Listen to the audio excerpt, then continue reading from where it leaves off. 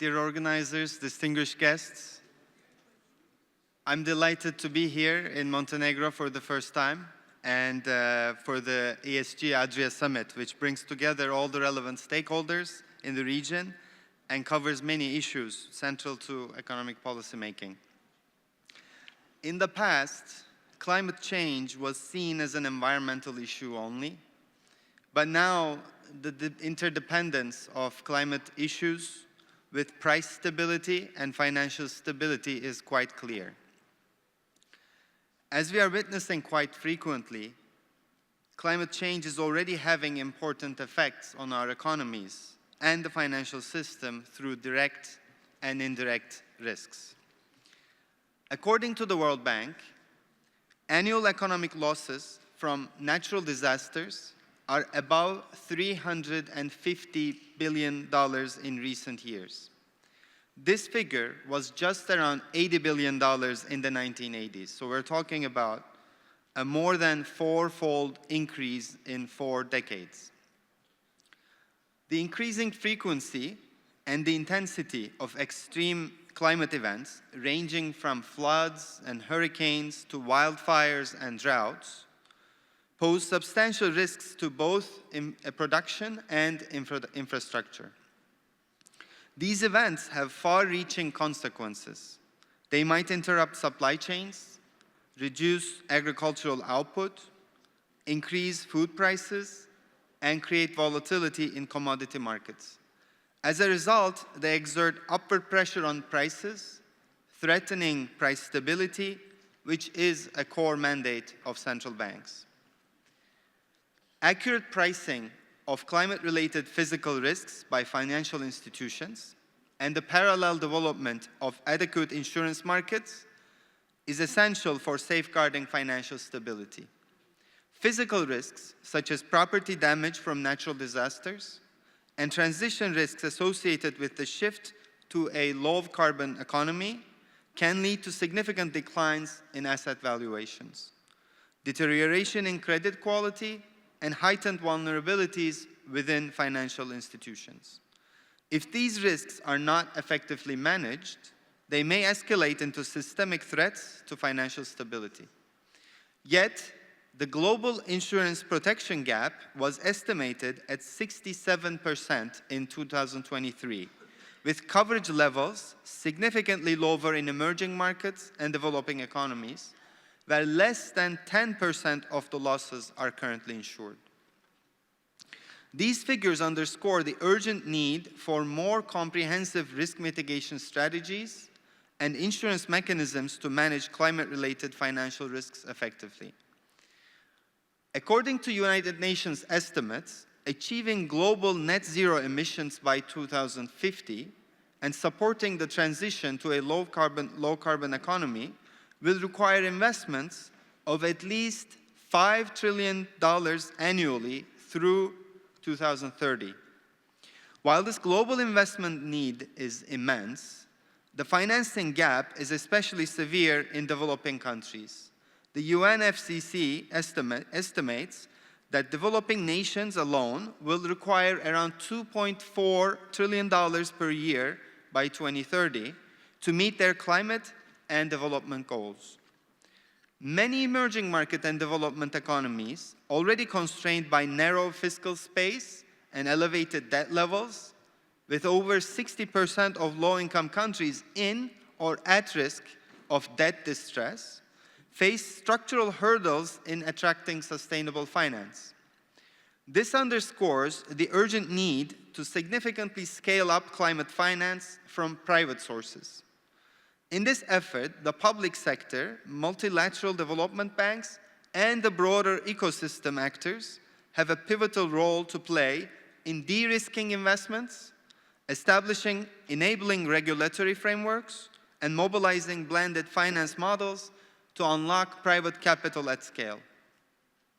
As central bankers, our most significant contribution to the climate transition lies in ensuring price stability, enhancing predictability, and strengthening credible policy frameworks.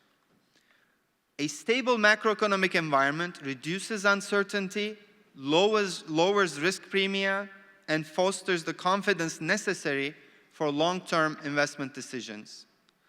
These conditions are particularly important for catalyzing private sector engagement in climate-related projects, which often involve substantial upfront costs and extended time horizons. By maintaining sound monetary policy and reinforcing institutional credibility, central banks can help create an environment in which private capital is more likely to flow towards sustainable and climate-aligned investments. Nevertheless, ensuring price stability is not the only meaningful contribution central banks can offer in the face of climate change. We are increasingly confronted with a growing array of direct and indirect climate-related risks that threaten both the macroeconomic resilience and the soundness of financial systems.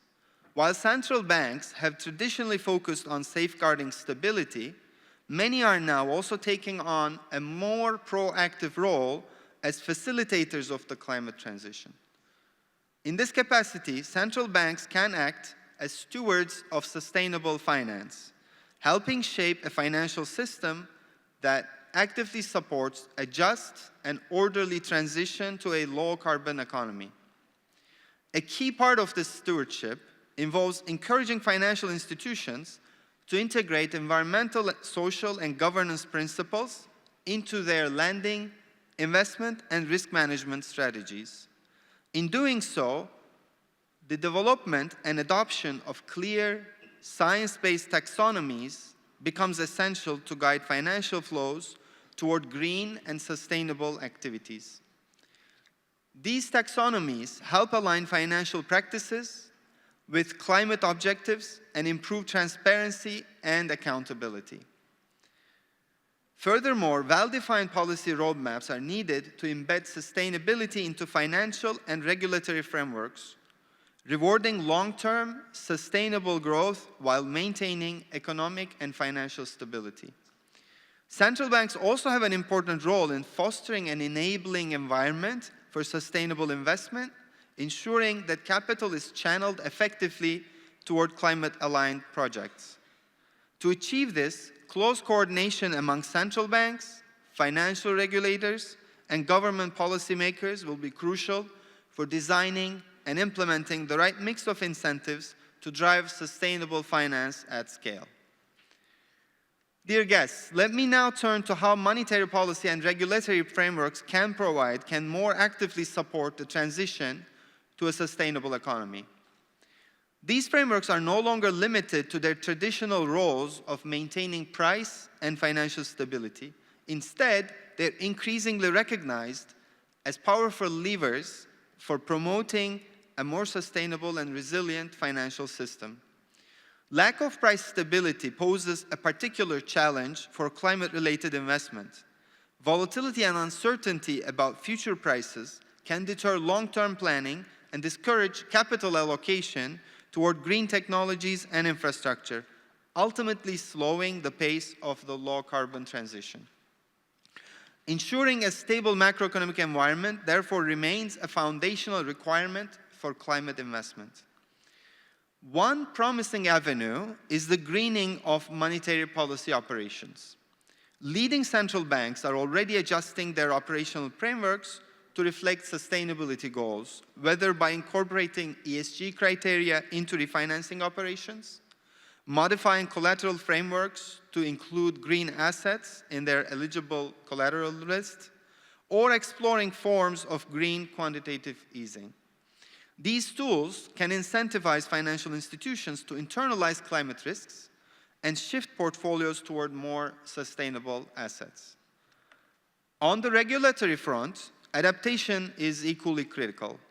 Key priorities include enhancing climate-related financial disclosures, implementing preferential capital requirements for ESG-aligned exposures, and introducing risk weights incentives that promote sustainable lending.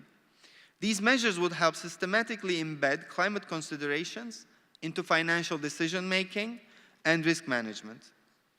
Furthermore, central banks and financial regulators must collaborate to develop harmonized ESG reporting standards and taxonomies, ensuring transparency, consistency, and comparability across markets. For transitioning economies, however, the challenge is twofold. First, ensuring that financial institutions possess the technical and institutional capacity to integrate ESG risks into their operations. And second, designing supportive policies that avoid unintended consequences, such as market distortions or capital flight. Crucially, the financial sector must recognize that climate risks are not standalone risks. They can amplify traditional risk dimensions, including credit, market liquidity, operational, and legal risks. By fully integrating ESG principles into both monetary and regulatory policy frameworks, we can steer capital flows in a direction that not only addresses climate imperatives, but also bolsters long-term economic resilience and financial prosperity. Esteemed participants, I want to highlight several recent developments in Turkey's climate agenda that demonstrate our nation's commitment to sustainability and show the progress we have made. Turkey has firmly committed to achieving net zero emissions by 2053 under a bold green development vision, and we are taking decisive steps to turn this vision into a reality.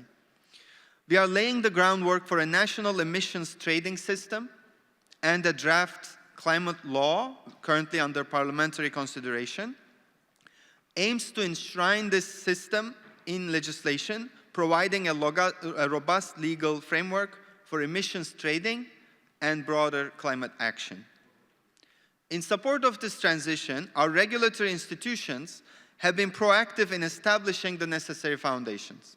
For example, in 2022, the Capital Markets Board of Turkey issued comprehensive guidelines to ensure that green and sustainable debt instruments align with international best practices and standards. Building on this momentum, in 2023, Turkey successfully issued its first sovereign green bond, raising $2.5 billion, a milestone that signals strong investor confidence in our green initiatives. As of March 28 of this year, the cumulative issuance of ESG-focused debt securities by Turkish entities stands at $20.8 billion in international markets, including green bonds and sukuk, with an additional 1.8 billion lira issued in our domestic market. The Central Bank of Turkey has also taken significant steps to support climate goals within the financial sector. We established a dedicated green economy and climate change division at the bank, and at the end of 2021, we joined the Network for Greening the Financial System, aligning our policies with global best practices in sustainable finance. More recently, we restructured the framework of our Advanced Loans Against Investment Commitment program. This revamped facility now extends long-term credit on favorable terms to large-scale investments exceeding 1 billion lira, effectively serving as a targeted credit mechanism with positive spillovers across the economy. In its latest update, the scoring methodology of this facility has been enhanced to explicitly reward green production performance and the sustainability contribution of each investment project.